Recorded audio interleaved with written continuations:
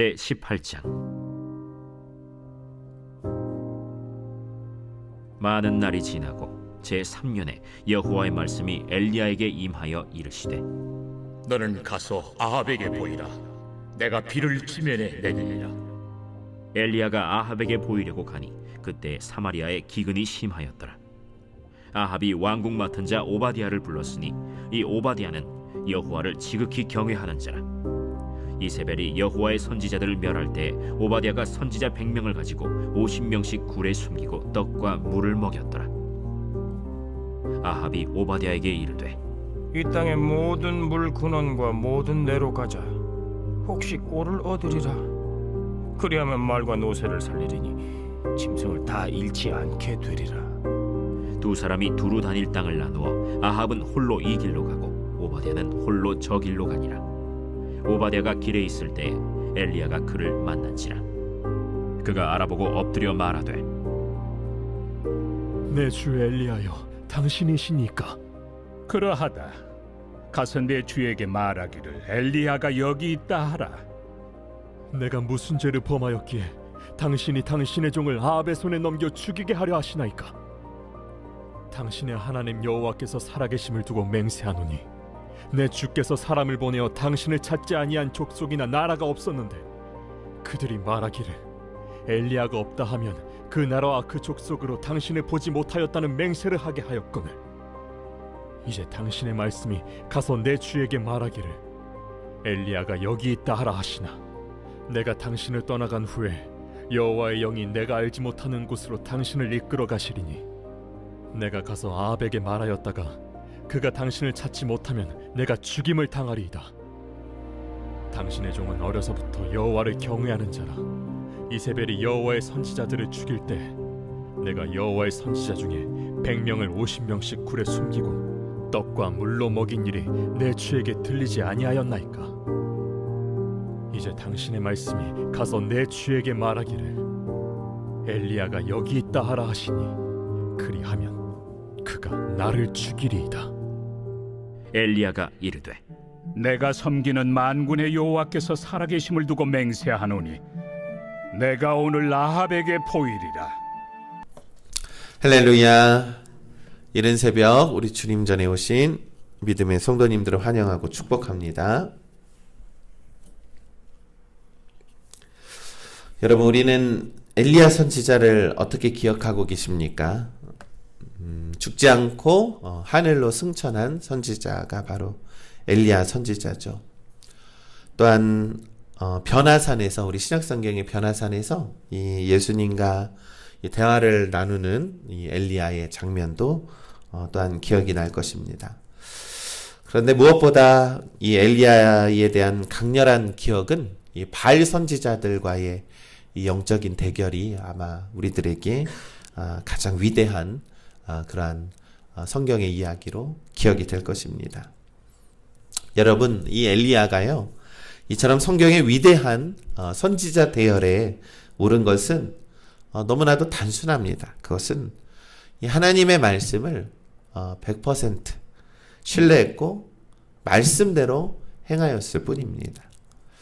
제가 단순이라는 표현을 사용했지만 사실 실제로 하나님의 말씀에 순종하는 것은 결코 쉬운 일이 아니라는 것이죠. 어려운 일입니다. 이 어렵다라는 것은 이 하나님의 말씀이 때로는 자신의 뜻과 대치가 되거나 또한 이성적으로는 도저히 납득이 되지 않는 그러한 일들 가운데에 우리는 어쩌면 우리의 욕망에 따라서 스스로 판단하게 되기 때문입니다. 또한 우리가 말씀대로 살아간다라고 하지만 이 말씀대로 한 걸음 한 걸음 이렇게 내밀었는데 이 자신을 기다리고 있는 것이 무조건적으로 복과 은혜가 아니라 때로는 역경과 고난일 수도 있기 때문입니다. 그러나 우리 신앙인의 눈으로 역경이라던가 어려운 일들은 결코 우리에게 좌절과 아픔을 주기 위한 것이 아니라 이 하나님의 은혜의 통로라는 것을 우리가 믿고 있는 것이죠. 그러니 우리 믿음의 성도 여러분, 우리도 이 엘리야처럼 이 하나님의 말씀에 100% 우리가 순종하면서 믿음을 발휘하는 그러한 우리 믿음의 성도님들 되시기를 간절히 소망합니다. 이 오늘 본문에서는요, 이 오바댜라고 하는 사람이 등장을 합니다.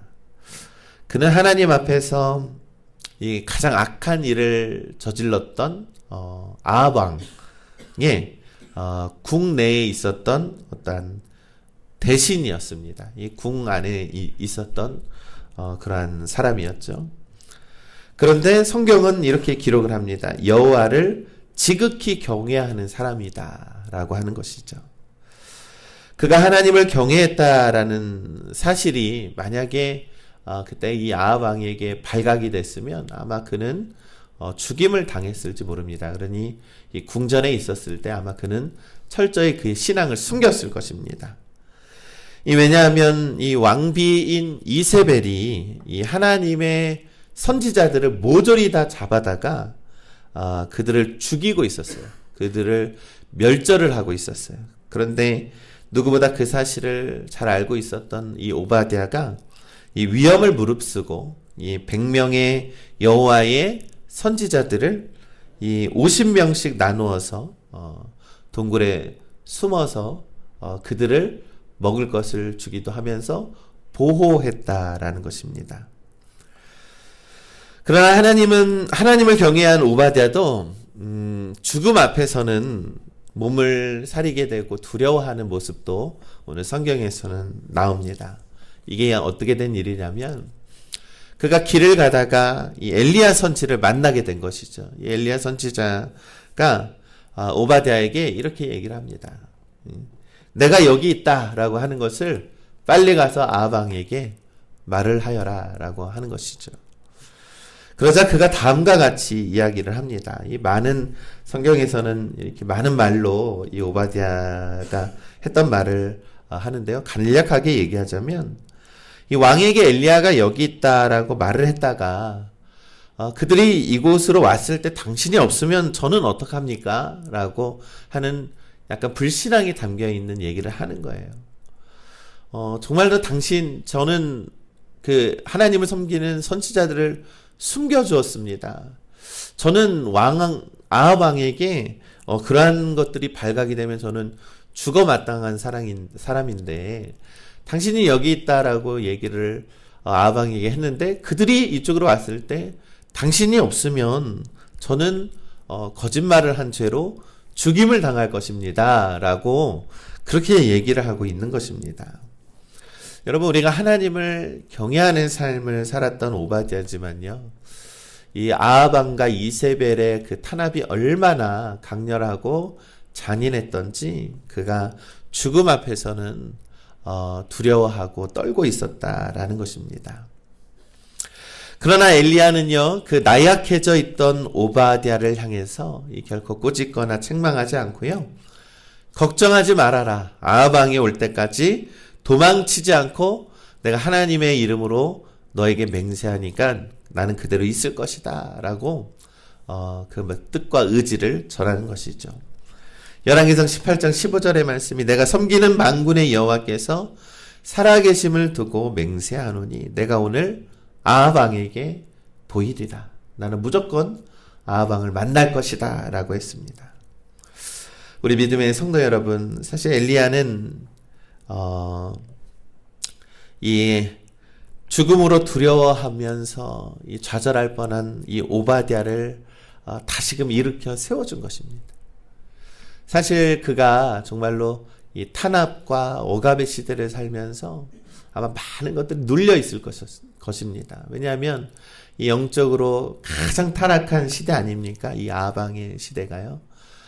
가장 우상 숭배가 가장 너무나도 심했고 그의 왕비였던 이세벨의 영은요, 하나님의 선지자들을 모조리 몰살하고 있는 그런 끔찍한 시대를 살면서 어찌 하나님을 믿는 그 믿음과 신앙을 지키는 것이 얼마나 두렵고 무서웠겠습니까? 그러나 엘리야는요, 이 오바댜의 믿음을 다시금 용기로 바꿔줍니다. 내가 하나님의 살아계심을 두고 맹세한다. 내가 오늘 아방을 만나서 단판을 지을 것이니까 너는 두려워하지 말아라 라는 것입니다. 그것은 하나님을 믿는 믿음으로써 용기를 북돋아 주는 그러한 영적인 능력이라는 것입니다.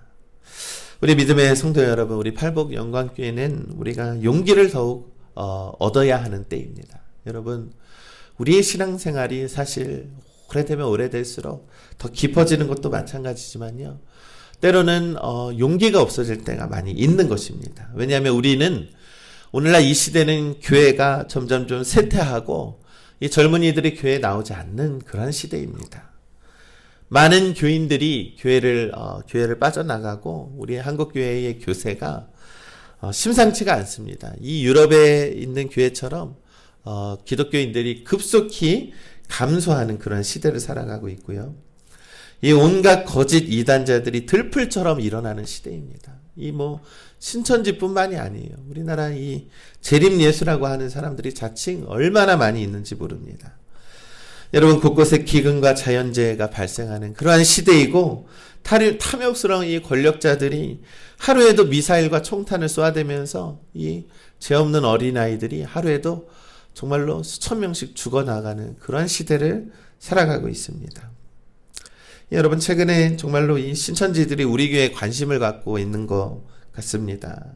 제가 취임을 한 것을 알고 어떻게 전화번호까지 알아가지고 문자로 엄청나게 문자가 오고요.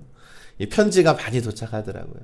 그때 제가 이 편지를 자세히 읽어보면 이 마지막 때가 가까이 왔으니까, 이 재림이 임하였으니까 우리 성경을 묵상하는 우리가 그 실체를 드러내야지 않겠습니까? 이 말은요, 이 목사에게 성경의 말씀과 풀이로 대화를 하자는 내용이에요. 우리도 성경을 보고 있고 이 성경을 해석하고 있는데, 참된 목사님이라면 우리랑 같이 성경 이야기해야 되는 거 아닙니까? 라고 이렇게 사실 도전을 하는 거죠, 여러분. 그런데 아무리 성경을 가지고 토론해봐야 뭐합니까, 여러분?